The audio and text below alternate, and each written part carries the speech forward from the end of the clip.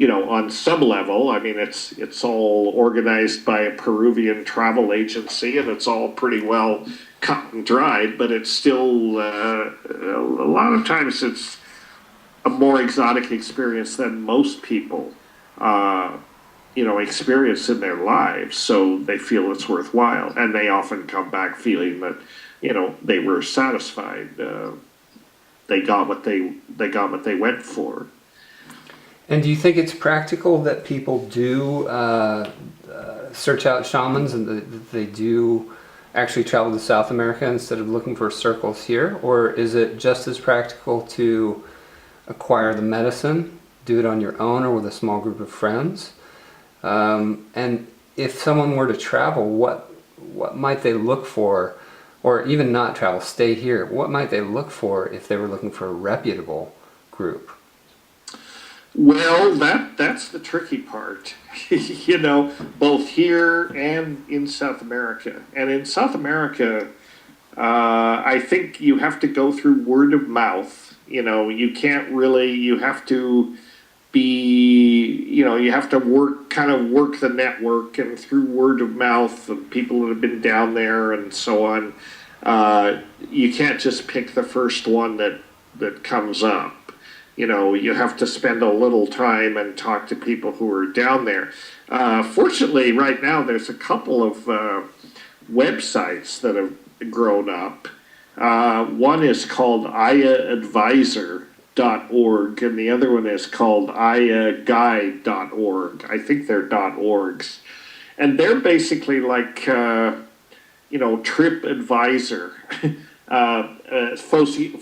But focused on ayahuasca. The people post reviews of places they've been, recommendations for places that they've been.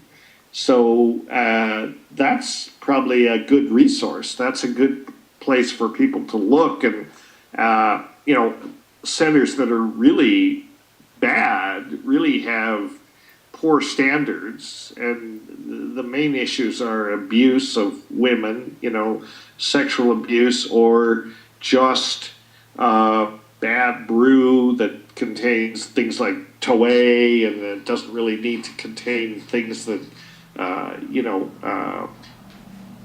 are kind of toxic components and so on, and just people are looking for safe places to do it. They want to have an experience, but they want to do it in a safe place.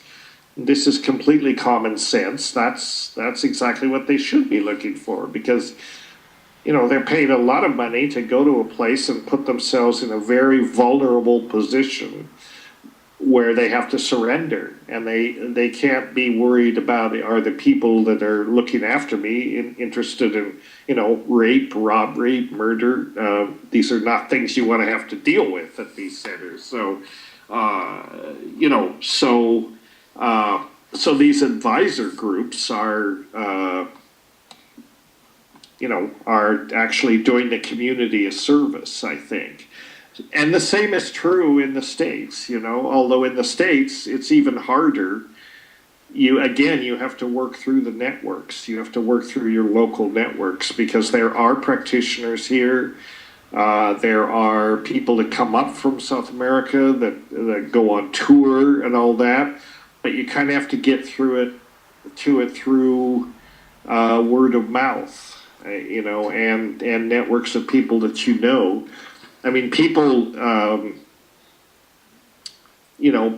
write to me all the time and ask if I can recommend a place in the States where they can go for these ceremonies, and I basically say no.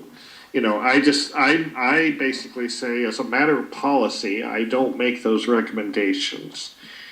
For, if you want to talk to me about Peru, I'm happy to, because it's legal down there. It's not legal here. So I can't be encouraging people to, okay, here's how you commit a federal felony, and I am an accessory to the crime if I recommend somebody to go to a place. I mean, it's probably not that serious, but I just say, look, you got to work through your local your local community and network. There are lots of these places around, and you have to do a little homework. But I am not a referral service, and as far as South America is concerned, there are specific places I can recommend and do.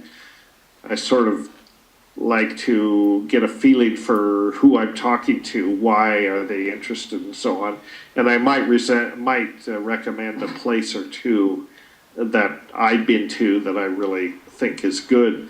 Or I might just send them to Aya Advisor or Aya Guide and say, well, look here, pick one of these and good luck.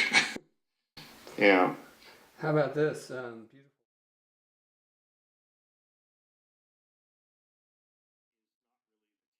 The shaman is providing the context, but the real, the real message, the real connection with the mystery, if you want to call it that, is what you and the medicine,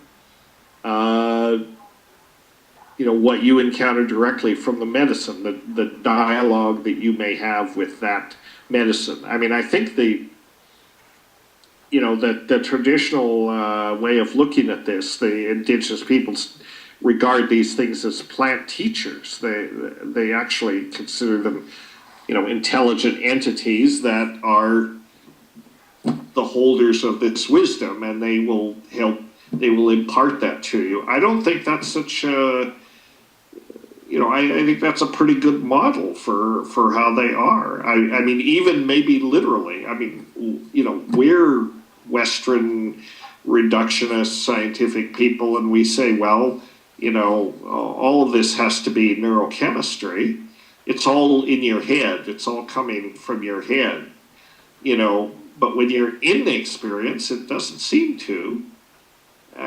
Or, you could look at it another way. And what I think is it doesn't really matter. I mean, you have to take it on its own terms.